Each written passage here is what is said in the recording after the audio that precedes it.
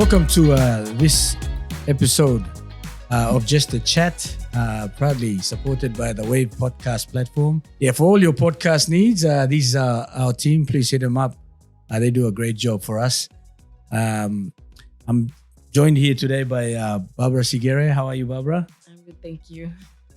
For those that are not known to Barbara, she's one of our leading Harlequins women's team players, and also represented the PNG Palais at the PNG Sevens team. And she's just here to talk about herself. Maybe introduce a little bit of yourself and what you're doing at the moment and how you became to join the club. So I started playing with the club in 2021 or 2022. That was around when COVID started. And the first person that got me in touch with the club was Billy Rapilla. I moved down from Lihir, and I was with the Palais then, so I was looking for a club to join when my family and I we moved down to Port Moresby, and I got in touch with Kimi, and then that's how I got my first run with the club and have been with the club since. So yes, and I'm currently doing my Bachelor of Science up at PU right now. And yeah, still going with that and playing, so hopefully I get that all done. And how many years do you have left in your course? I've got one more year left, thank goodness. Rugby's been a hindrance, I hear? Yes, probably just, yeah, I'm not gonna lie, it's not easy, but like I'm not gonna stop playing, so yeah, as much as it's a hustle and it's a struggle trying to balance the both of them, school and rugby, I kind of enjoy it. I'm kind of enjoying it.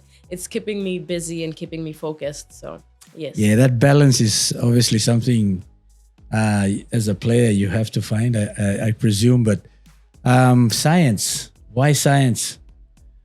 To be honest, I feel like in high school, I knew business wasn't for me. I knew the others. I didn't really enjoy the others subjects. Other than science. And I'd like to say, I chose science because both my parents took science as well. So it was just, mom and dad took that. Why not try that as well? Dad can help me out with my science homework or science course. So yeah, I took Chem Bio with that. So yes. And any future goals and aspirations as far as that career path is concerned? Yes. As much as I'd love to play, obviously club level and representative level with rugby, I'd really love to pursue my goal, or I'd say my hopefully career in anything in the medical laboratory. So anything, I know it might be a struggle and a hustle for especially us here in Papua New Guinea trying to get that job and looking for a job that actually pays you well with the course that I'm taking. So, hopefully I get to work somewhere in, hospital, I guess. That's the word I'm looking for, career I'm looking for. And knowing you, Barbara, you're a very driven individual. So I know you'll get through the year without any hitches. And luckily there's been a limited amount of distractions in the rugby field from the current situation. But all the best in that. For this year. Just give us a little bit of history of how you started playing rugby. And I hear you did some schooling overseas, which probably got you involved in that interest. Yes. I was a boarding student in Townsville, and oh my goodness, rugby wasn't a word that was on my tongue. I never wanted to even try the sport out. I know a lot of people would see me this day, and my dad would be like, this is Barbara, she's the sibling that plays rugby. And most of my family members look at me like, are you sure she plays rugby? She doesn't look like she plays rugby. She's not built for it. But yeah, this wasn't a sport that I thought I'd see myself enjoying or playing in. But yeah, I started, it was just, I guess in Townsville in Australia, they call them like, we used to have like block games in the afternoon, like sports that we could try it and all that. And then one of my friend came over. This was in year 9. She told me that, there was a bunch of PNG girls that were playing for our club. So when I had, my one talks PNG girls playing for this club, I was like, why not? I should have a go try that out. So yeah, I started in grade 9. It was good because I was surrounded by a lot of island girls. We were able to having that that environment where I was able to play expressively and be comfortable. It allowed me to do my best in that sport, and it eventually took me to a representative level where I went to represent Townsville and Gold Coast. And I was fortunate enough that I was able to be scouted by the coach that was taking the Palais girls at that time. So that was my ticket into the national team. That time I was still in a high school, so I wasn't really able to be, fully engaged or participate in it. But I was lucky enough that as soon as I graduated from high school and moved down to Port Moresby, Kimmy and the Palais girls, so that I already knew these girls. I trained with them, so it was the easy transition from, playing down there to moving to Port Moresby, and then just being able to join the clubs that they were playing for, and then So that was Coach Teachins. Yes. From memory? Yes. Yeah. And I remember, you then came and joined the club, which was a blessing for us because you lifted, obviously, the profile of our team. And we've had some recent success in the 15s competition at CRU. How's that been for you? Well, that was, I think, would have been the highlight of my, playing, I wouldn't really say career, but my playing time here in Port Moresby. To not only just to win a grand final, but like to go like 2 years and then to make an appearance for the 3rd time.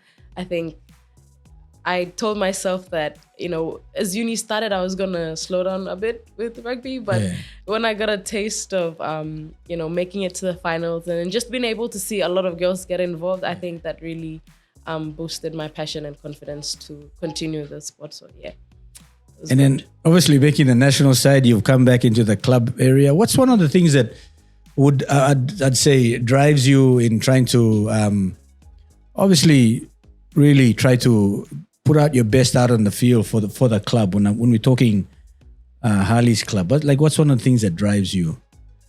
I'd say I think, playing at the national level and then coming back to the club, I think for me, I found that as a blessing because, being able to go out and then see like how this sport, how big it is and how other countries are able to, play this sport. I think, and then coming back, it boosted my confidence, like coming back home. I want I want the girls that are playing with me to, play as good or do as well as, the girls outside in other countries that I've been seeing, playing us. So say, for example, like the Oceania Games, when we went down, I'm seeing like, oh my goodness, this 15, 16, 17-year-olds and the level at which rugby union is being played, like it really boosted my, my passion for the sport and how I want to be able to come back and, let the younger girls or the girls my age who are playing that, if these girls overseas can play and, they can do their best in this sport, we can do the same too, and we can be able to, play at that level. So if they can do it, why can't we do it? So I think that's been the biggest, motivation behind me going at that representative level and back to the club level. And I can say, Barbara, I've seen it in your commitment to the sport. I mean, you stay out where I stay at Tokorara and you still manage to get to training and drive, obviously, those values that you have within your team, how you play as well. I mean, there's not much of you, but you're actually a very popular player out there. I've come and watched a few of your games, and every time you touch the ball, I can see there's really good crowd support in watching you play. And these are not female support; these are male supporters. And they actually recognize talent, which is quite interesting. So my next question is, how have you found being in a male-dominated sport? You as a female player, trying to make an impact. How have you found that transition? Papua New Guinea being the way it is with our different cultural backgrounds, and you come from which part of PNG? Bougainville and Medang. Yes, and that culturally they don't really play rugby much there. So how have you sort of handled that area of the game? And you know what kind of message would you give to aspiring young girls that would want to follow their dreams in trying to play rugby? I think I'd like to start off by saying I think one of the main challenges playing this sport, a male-dominated sport in Papua New Guinea especially, I'd say one of my main challenges that I found was I think just the physicality and trying to be able to have that aggression to play this game, because obviously this sport is played by men, and trying to be able to, you know, be aggressive as a woman and, you know, play not as well as the boys, but trying to, you know, perform to the best of your abilities in terms of game-wise and all that. I think in a way it has kind of like, it has kind of helped me, because in my head, like, sometimes you play stuff, I'm thinking, you know, like, say for example, I get hit so hard, and then like in my head, I'm thinking, honestly, I can't do this. I remind myself again, you know, sport the man you come to play na, but you gelly na, you know, are you gonna just fake an injury, man game, you know, play netball, you know, play marble no both.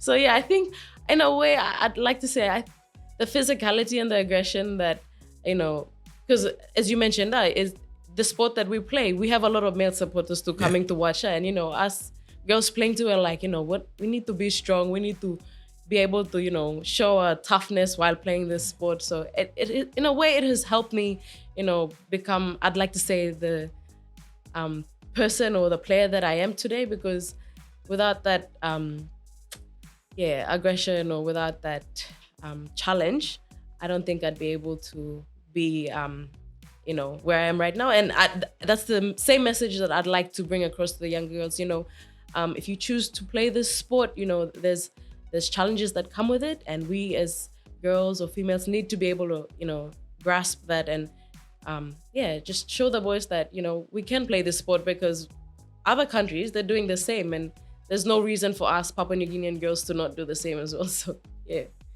yeah, no, I agree with you on that, because I'm one of the ones that initially obviously didn't think that, you know, we would have a female team in our club, and then later on have the privilege and honor to coach the national team, and you were part of that team.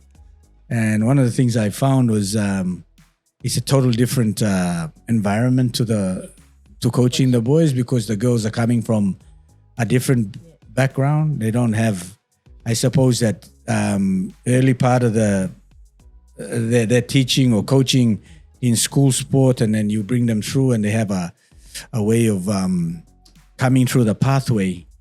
And for me, a big thing is, a challenge is the culture of where the men's game, when I coached it, to where the women's game is.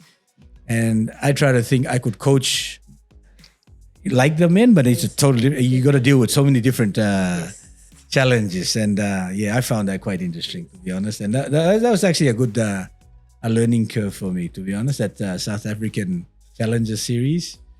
A nice place to go to as well, Cape Town. We enjoyed that. No, coach, I didn't go for it. Oh, that's right. Sorry. Yeah, you didn't get dropped, by the way. You just had too much school, right? Yes. Thank you.